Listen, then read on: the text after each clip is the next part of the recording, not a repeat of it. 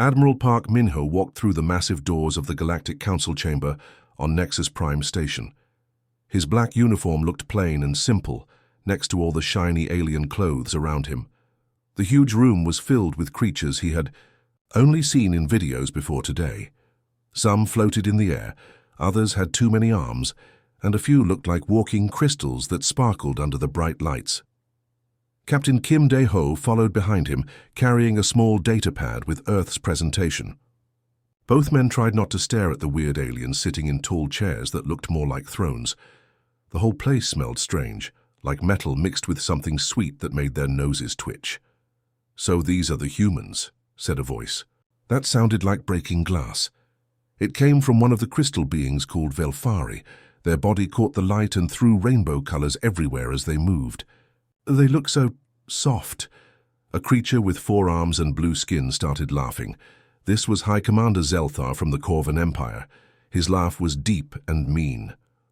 "Look at their tiny ships on the screen. They still use fire to push themselves. Through space. Fire. Like cavemen making the first wheel." The room filled with more laughter. Some aliens made sounds like birds chirping, others buzzed like giant insects. Park Min-ho felt his face get hot, but he kept walking to the center of the room where a small platform waited for him. Captain Lee Ji-won was already there, setting up the hologram machine. She had arrived 3 days early to make sure everything would work right. Her hands shook a little as she pressed buttons, not because she was scared of the technology, but because hundreds of alien eyes were watching her every move. "Begin your presentation, human," said the Prime Speaker. This alien looked like a tall, thin shadow with glowing eyes. Its voice echoed in everyone's head instead of coming through their ears. Park Min-ho stepped onto the platform and pressed a button. A big hologram appeared showing Earth's blue and green surface. "Honored Council members, I am Admiral Park Min-ho of the Earth Republic. We come here today asking to join your great alliance of worlds." More crystal beings started making tinkling sounds that must have been their way of laughing. One of them spoke up. "Your planet is pretty, but what can you offer us? Your technology is thousands of years behind ours."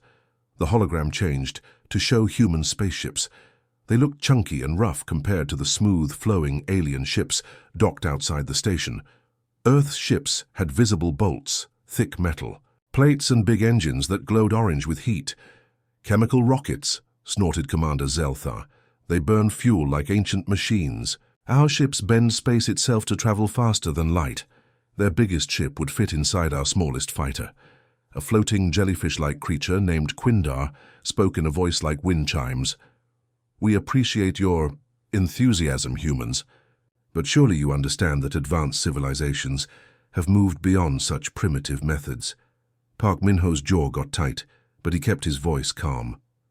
"Our technology may look simple, but it works. We have explored our solar system, built cities in space, and learned to work together as one planet." "Work together?" laughed a snake-like alien whose body was covered in shiny scales.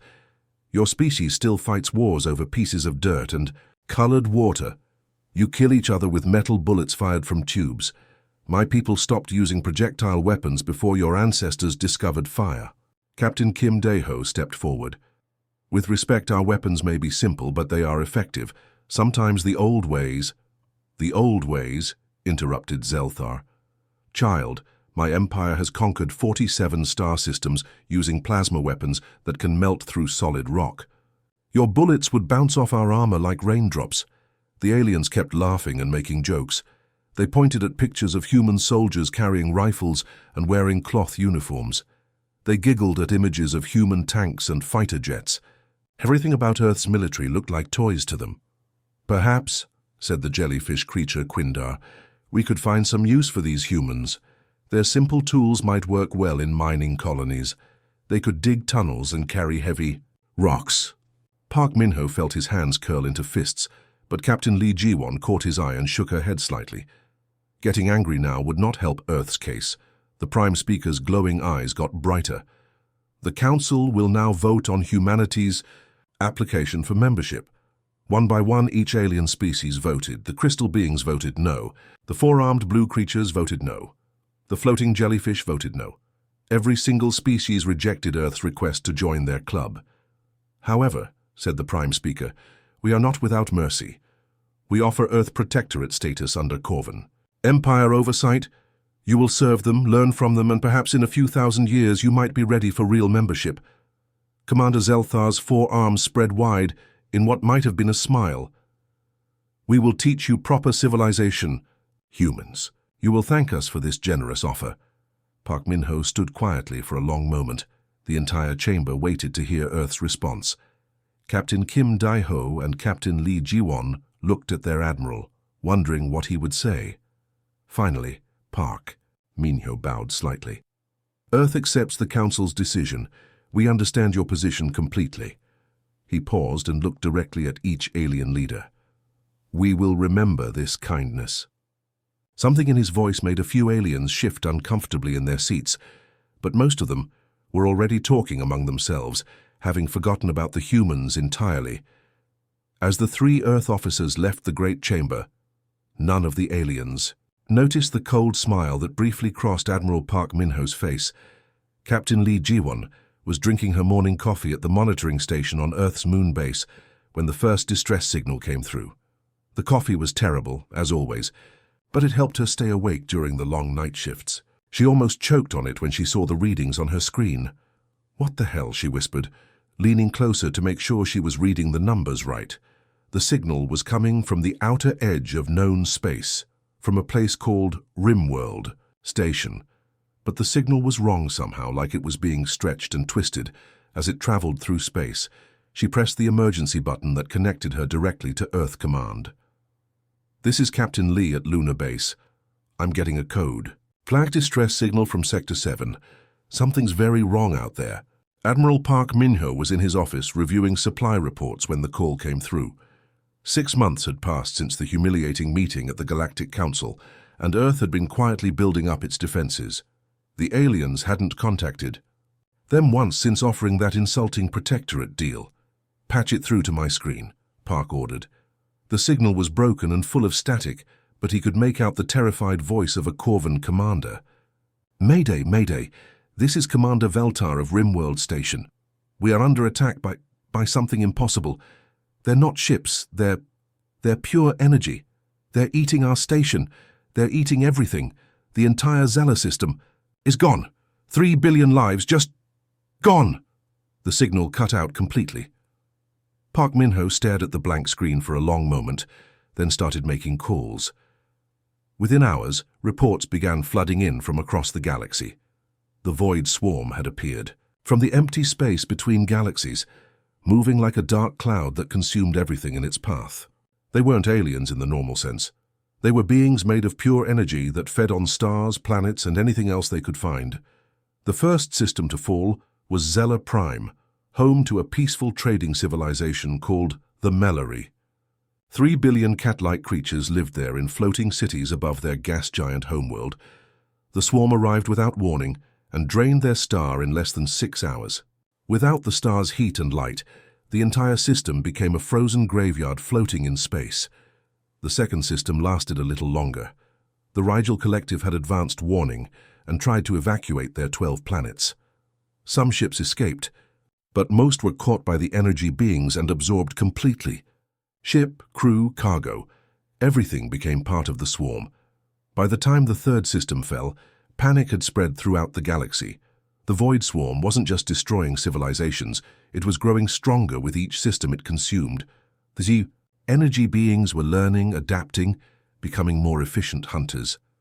Captain Nam Soo-jin was working late in her laboratory on Mars when the emergency broadcast reached Earth. She was one of Earth's top scientists, specializing in energy physics, that most people couldn't even pronounce. The alien technology they'd been given access to as protectorates was fascinating, but she'd always suspected there were things the galaxy's advanced species didn't understand about energy. "They're made of what?" she asked her assistant, Lieutenant Bae Jungwoo, who was reading the reports out loud. "Pure energy, ma'am.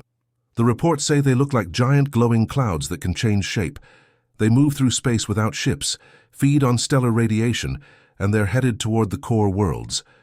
Nam Soo-jin felt a chill run down her spine. She'd been working on theoretical models of energy-based life forms for years, but everyone thought it was just science fiction.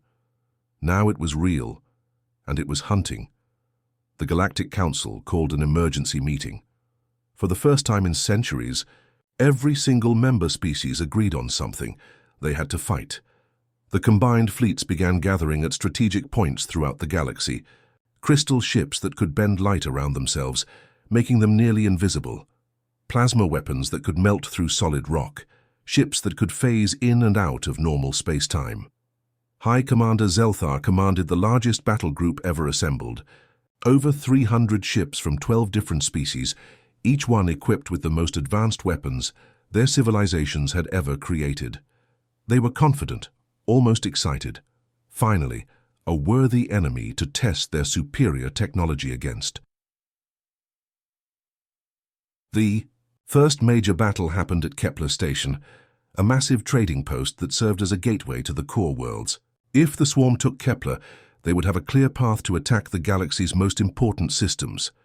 Commander Zelthar's forearms danced across his control panels as he directed the battle. All ships, begin Phase 1 attack pattern. Crystal ships, bend light around the enemy formations. Plasma ships target their center mass. Phase ships attack from alternate dimensions. The battle was magnificent to watch. Beams of pure light carved through space. Plasma bolts that glowed like tiny suns streaked toward the dark cloud of energy beings. Ships appeared and disappeared as they jumped between dimensions. For exactly 17 minutes, it looked like the galaxy's forces were winning. The energy beings seemed confused by the multi-dimensional attack. Some of them flickered and grew dim. Then something terrible happened. The swarm began absorbing the energy weapons. Every plasma bolt that hit them made them brighter and stronger. The light-bending attacks were sucked up like water by a sponge.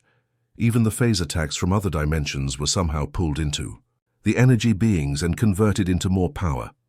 "Impossible," shouted Zelthar as he watched his most powerful weapons make the enemy stronger. "Retreat! All ships retreat!" But it was too late. The swarm had learned from the first few minutes of battle.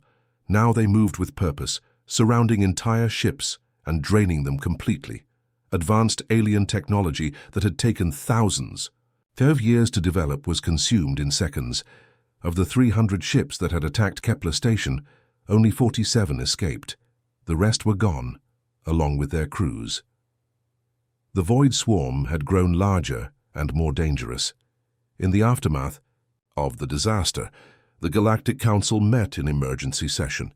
For the first time since their Great Alliance began, they were truly afraid. Their best weapons not only failed, they made the enemy stronger. That's when someone mentioned the humans. "The protectorates," said Prime Speaker Quindar. "They're primitive. Weapons use different principles, perhaps." "You want to call in the humans?"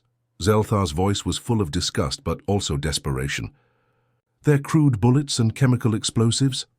"At this point," said the crystal being Dra'kari, "we need every option available."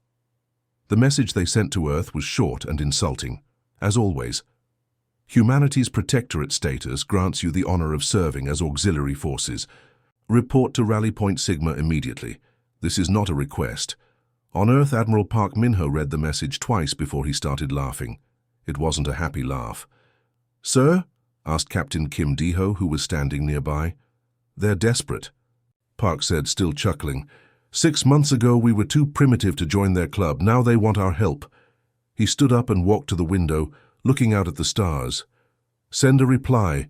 Tell them we'll be happy to assist our Corvan overseers." What the aliens didn't know was that Earth had been preparing for this exact situation. While they had been laughing at human technology, human scientists had been studying the theoretical possibility of energy-based life forms. The galaxy was about to learn that sometimes the old ways work best. Captain Song Hyejin gripped the armrests of her command chair as the UES Indomitable dropped out of hyperspace at Rally Point Sigma. The jump always made her stomach feel like it was doing backflips, but she'd learned not to show it in front of her crew. Through the main view screen, she could see the remains of the once mighty galactic fleet spread out before them, like wounded birds trying to stay in formation. "Damn," whispered Lieutenant Park Sionho from the navigation station. "Look at them all. The alien ships were beautiful, even Song had to admit that. Crystal vessels that looked like giant diamonds floating in space, their surfaces catching starlight and throwing it back in rainbow patterns. Sleek metal ships with curves so smooth they seemed to flow like water. Some ships were so advanced they barely looked solid at all, flickering in and out of normal space like ghosts. But beauty wasn't everything. Song could see the damage from the battle at Kepler Station. Scorch marks across hulls where the swarm had tried to drain them, missing sections where entire decks had been consumed. Some ships were held together with emergency patches and prayer. "Captain," called Communications Officer Li Minju, "we're getting hailed by the Corvan command ship." "Put them through," Song replied, straightening her uniform. She knew this conversation wasn't going to be pleasant. High Commander Zelthar's blue face appeared on the screen. His forearms crossed in what she'd learned was a sign of displeasure among his people. His yellow eyes looked the Indomitable up and down like he was examining a piece of garbage. "Is that their entire contribution?" he said, not even bothering to address Song directly. She could hear other alien voices in the background, some making sounds that were probably laughter. The Indomitable did look rough compared to the alien ships, Song had to admit. Her hull was painted basic military grey, with visible weapon turrets, thick armor plating, and sensors that stuck out like metal spikes. There were scorch marks from previous battles and patches where meteor impacts had been repaired. It looked like what it was, a warship built for fighting, not for looking pretty.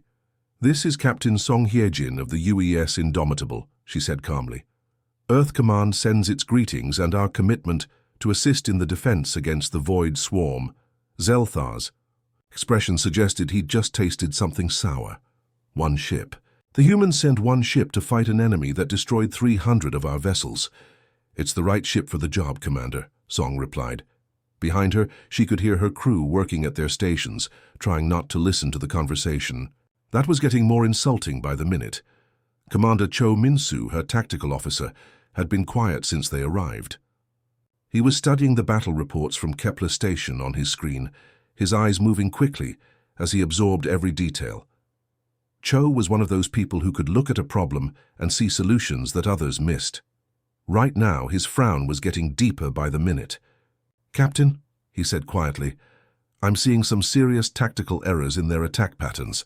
Song muted the communication channel and turned to face him. "What kind of errors?" "They're using energy weapons against energy beings," Cho said, pointing at his screen. "Look at this data.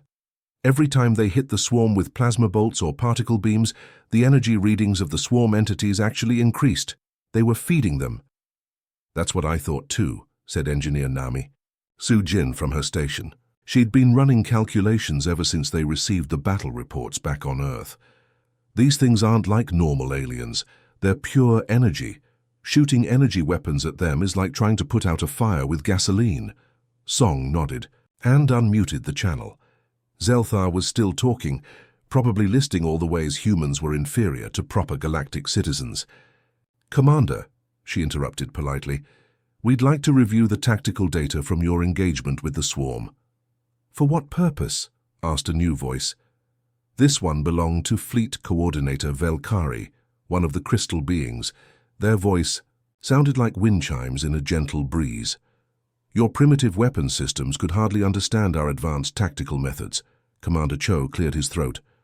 "With respect, Coordinator, we have some suggestions that might improve your success rate against the swarm." The alien bridge went quiet for a moment.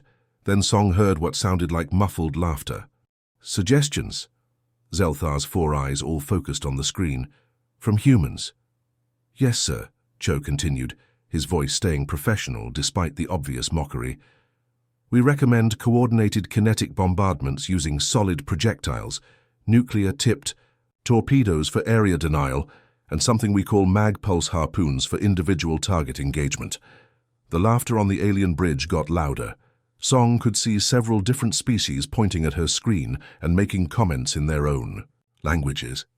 "Kinetic bombardments," wheezed Zelthar. "You mean throwing rocks, nuclear weapons, those crude chemical explosives you're so fond of?" "They're not chemical, they're..." Cho started to explain, but Dra'kari cut him off. "Perhaps the crystal being said in their musical voice. "The humans would benefit from observing our next engagement with the swarm. For educational purposes, you understand. You can watch from a safe distance and learn how civilized species conduct warfare." Song felt her jaw tighten, but she kept her voice level. "We would be honored to learn from such experienced warriors. We'll position ourselves at the fleet's edge while our primitive systems undergo recalibration." "Primitive systems?" asked Lieutenant Park Seon-ho quietly after the channel closed. "Captain, our weapons are specifically designed for—" "I know what they're designed for," Song cut him off with a slight smile. "And so do the swarm, even if they don't know it yet." The truth was, the Indomitable wasn't primitive at all. While the galaxy's advanced species had been developing more and more sophisticated energy weapons, Earth scientists had been working on a completely different problem. They'd been preparing for energy-based life forms for decades, ever since the first theoretical papers suggested such creatures might exist. The mag-pulse harpoons weren't crude weapons. They were specifically designed to disrupt energy patterns. The nuclear torpedoes weren't simple explosives. They were containment devices that could compress energy beings until they collapsed. The kinetic bombardment system wasn't about throwing rocks. It was about delivering physical disruption that energy beings couldn't absorb or redirect. "Captain," called sensor operator Yoon Tae-hyung, "I'm detecting movement in the outer system. The swarm has arrived." Through the view screen, Song could see them coming. Dark shapes that moved like living shadows against the stars, flowing and shifting as they approached the fleet. They were beautiful in a terrifying way, like watching a storm made of pure darkness roll across the sky. The alien ships began moving into their attack formations, the same patterns they'd used at Kepler Station. Energy weapons powered up, filling space with the glow of charging plasma cannons and particle beam arrays. "All stations, prepare for combat," Song announced over the ship's intercom. "This is what we came here to do." The aliens thought the humans were cowards, hiding at the edge of the battle zone.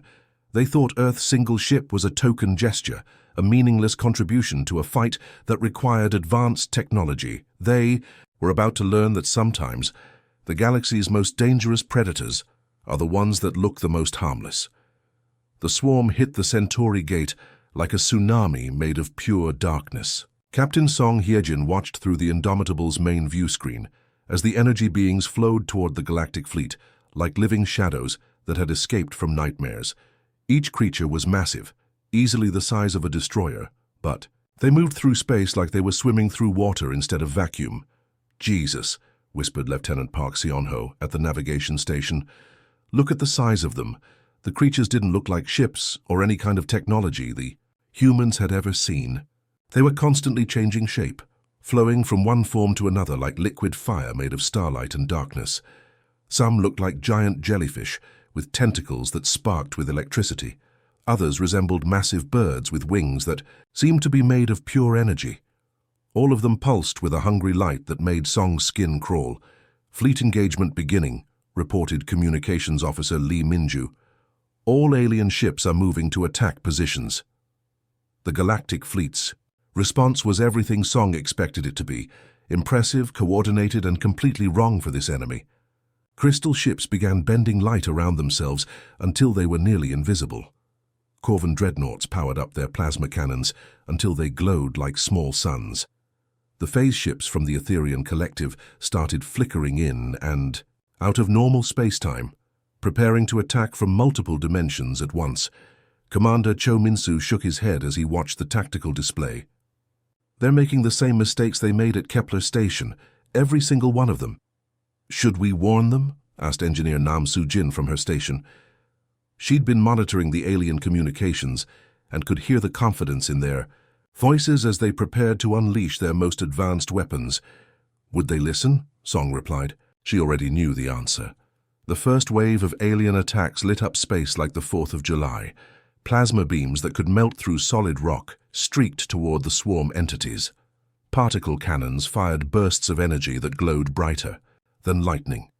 The phase ships attacked from alternate dimensions, their weapons appearing inside the swarm creatures before exploding outward. For about 30 seconds, it looked like the aliens might actually win.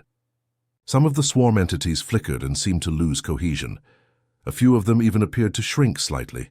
Then the feeding began. The energy beings started absorbing every single attack the aliens threw at them. Plasma beams disappeared into their forms and made them glow brighter. Particle bursts were sucked up like drops of water falling into the ocean. Even the dimensional attacks were somehow pulled into the creatures and converted into more power for them. "My God," breathed sensor operator Yoon Tae-hyung. "They're getting stronger. Every hit is making them stronger. High Commander Zelthars." Voice crackled over the communication channels, and for the first time since Song had met him, he sounded scared. "All ships, evasive maneuvers. Weapons are ineffective. Repeat, weapons are ineffective." But it was too late for most of the fleet. The swarm entities, now fed and energized by the alien attacks, began their own assault. They flowed around the galactic fleet ships like water around rocks, but instead of flowing past, they began to drain them.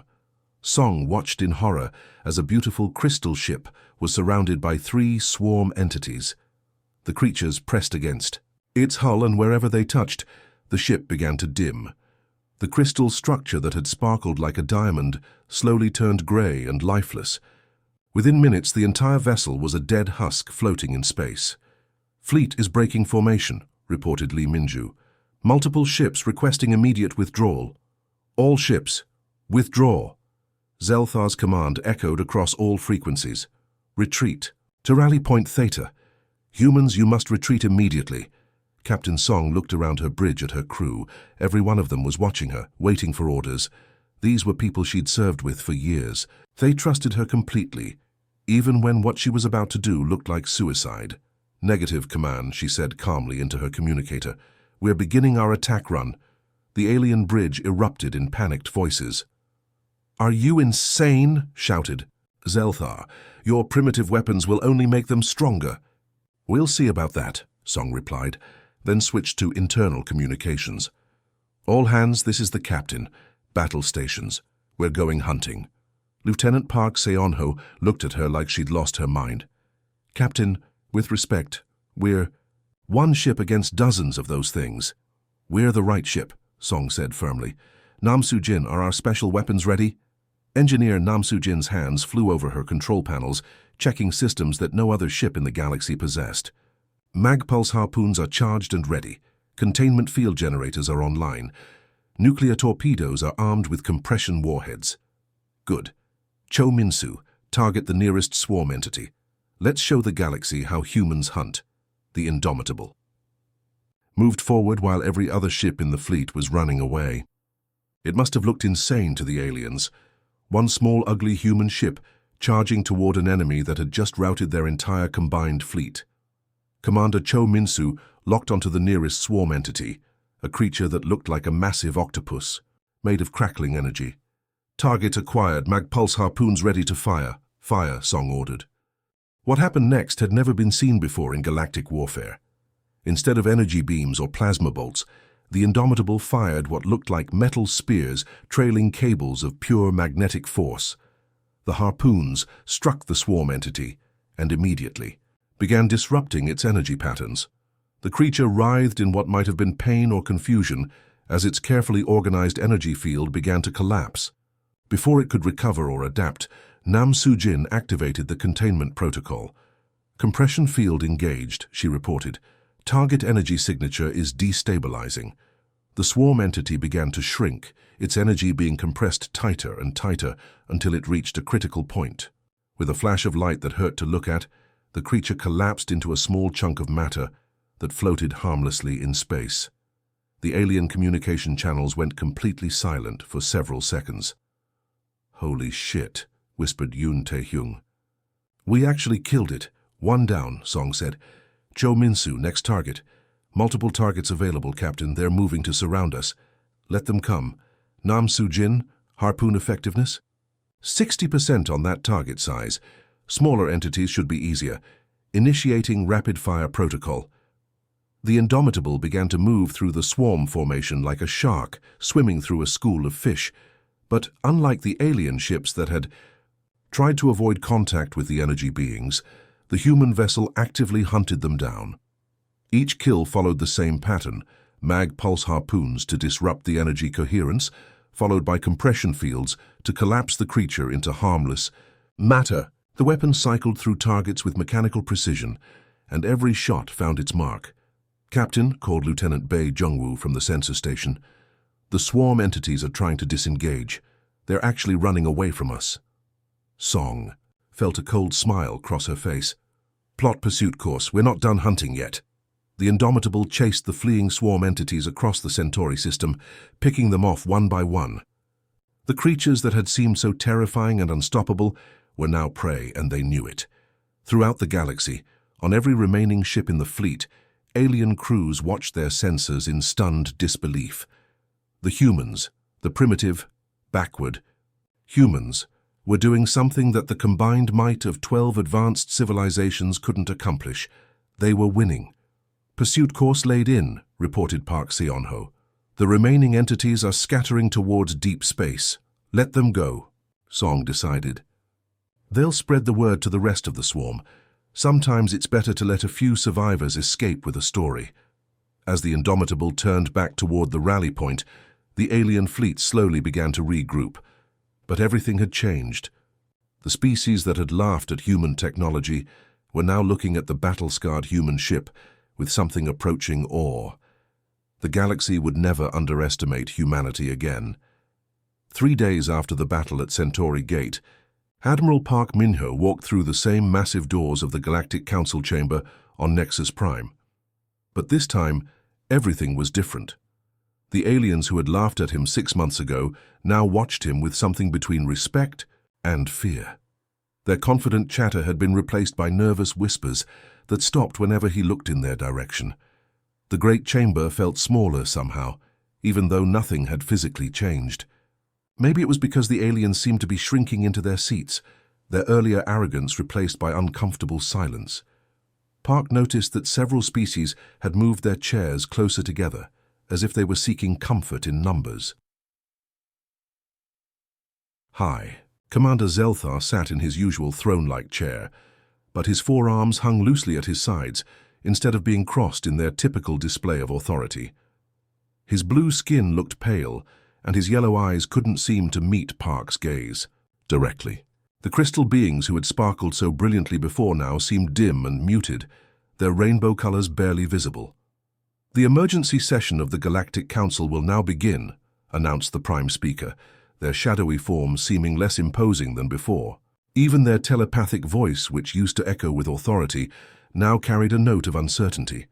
Park took his place on the central platform, the same spot where he had stood months ago while aliens mocked Earth's primitive technology. This time no one was laughing. In fact, the chamber was so quiet he could hear the hum of the station's life support systems. "Admiral Park Min-ho of Earth," the Prime Speaker continued, "the Council wishes to address recent events." Colonel Yun Tae-hyung stood beside Park, carrying a datapad filled with information that would revolutionize galactic warfare. He was younger than Park, but he had the same calm confidence that seemed to make the aliens nervous. Behind them, Captain Kim Dae-ho and Captain Lee Ji-won represented Earth's growing military presence. "The Galactic Council extends its formal apologies for our previous misunderstanding regarding humanity's capabilities," the Prime Speaker said, the words clearly difficult for them to speak. "We offer immediate full membership in the Council with honored status." A few months ago, those words would have meant everything to Earth. Now Park listened to them with the same expression he might use when hearing the weather report. "Interesting, but not particularly surprising." "Furthermore," continued a Velfari representative, their crystal form barely glowing, "we would like to understand how your weapons proved so effective against the swarm when our advanced technology failed." Colonel Yun stepped forward and activated his datapad. A hologram appeared, showing the technical specifications of the mag pulse harpoons and compression field generators. "Our scientists theorized about energy-based life forms decades ago," he explained, "while your civilizations developed more elegant energy-based solutions. We prepared for threats that you dismissed as impossible." The hologram showed Earth's research stations, where human scientists had been working on anti-energy weapons for over 50 years. While the galaxy had been perfecting plasma cannons and particle beams, Humans had been developing magnetic disruption technology and containment field theory. "But your weapons look so crude," whispered a snake-like alien whose scales had lost their earlier shine. "Looks can be deceiving," Park replied quietly. "What you call primitive, we call purposeful. Every bolt, every plate of armor, every weapon system on our ships was designed with one goal in mind: to kill things that can't be killed by conventional means." High Commander Zelthar finally found his voice, though it was much quieter than his usual booming commands. "Your primitive weapons, they're not primitive at all, are they?" "No," Park said with a slight smile. "They're specifically designed Predator technology. We've been preparing for this war since we first looked up at the stars and wondered what might be looking back." The chamber fell silent again as the implications sank in. While the galaxy's advanced species had been competing to create the most sophisticated weapons, humans had been preparing for the worst-case scenario. They'd assumed that someday, something would come out of the dark between stars, something that would be immune to energy weapons and conventional attacks. Speaker Quindar, the floating jellyfish-like creature, pulsed with colors that Park had learned indicated deep thought. "The Council would be honored to learn from human tactical innovation," they said, their telepathic voice carrying newfound respect. "We'd be happy to share our knowledge," Park replied, "with our fellow Council members as equals." The word equals hung in the air like a challenge. 6 months ago, these same aliens had offered Earth protectorate status, essentially making humans their servants. Now they were being reminded that the balance of power had shifted dramatically. "Of course," the Prime Speaker said quickly. "Full membership equals status equal voice in all Council matters. Our shipyards are already constructing additional vessels based on the Indomitable's design," Park continued. "We estimate we'll have a full battle fleet operational within 18 months. Several aliens shifted uncomfortably in their seats. The idea of multiple human warships, each capable of hunting energy beings, was clearly making them nervous. Captain Lee Ji-won stepped forward. "Earth would also be willing to discuss defensive treaties with individual Council member species. We understand that the swarm threat may not be completely eliminated." This was the moment Park had been waiting for. One by one, alien representatives began approaching the human delegation. The same species that had mocked Earth's crude technology were now quietly asking for protection from the humans they'd dismissed as primitives. The Corvan Empire wanted to station human ships in their territory. The Velfari Collective requested technical specifications for anti-energy weapons. Even the proud Etherian Collective, who had suggested humans might be useful for mining colonies, now wanted to establish joint military exercises. As the session ended and the various species filed out of the chamber, Park remained on the platform for a moment, looking up at the empty seats where the galaxy's most powerful beings had just humbled themselves before humanity. Captain Kim Daiho approached him. "Sir, how does it feel?" Park considered the question. 6 months ago they laughed at us, called us soft-skinned primitives playing with fire and metal. Today they're begging us to protect them. And now they understand something we've always known, Park replied. "Sometimes the old ways work best. Sometimes you need monsters to fight monsters." Later that evening, in her quarters aboard the Indomitable, Captain Song Hye-jin made her final log entry about the Centauri Gate engagement. Personal. Log Captain Song Hye-jin. The galaxy spent thousands of years perfecting the art of elegant warfare. They created weapons that could bend reality, ships that could phase between dimensions, technology that seemed like magic to our ancestors. They looked at our metal bullets and chemical explosives and laughed. But when the real darkness came hunting, when something emerged from the void that their advanced weapons couldn't touch, they learned what we've always known. Sometimes you don't need the most sophisticated solution. Sometimes you need the right solution. We've always been good at finding the right solution, especially when that solution involves controlled violence. The galaxy called us crude and primitive, but when they needed monsters to fight monsters, they came to us, because humanity has always been exceptionally good at being monsters when necessary. The galaxy has stopped laughing. I suspect they'll be watching us very carefully from now on, wondering what other primitive solutions we might have prepared for threats they haven't imagined yet. They're right to wonder. We've been looking at the stars for a very long time, and we've learned to prepare for everything we might find out there. Everything. The Galactic Council would never underestimate humanity again. And deep in Earth's research facilities, human scientists were already working on defenses against the next impossible threat. After all, the universe was a very big place, and humanity had learned long ago that it was usually full of things that wanted to kill you. Better to be ready. Retry Claude can make mistakes. Please double-check responses.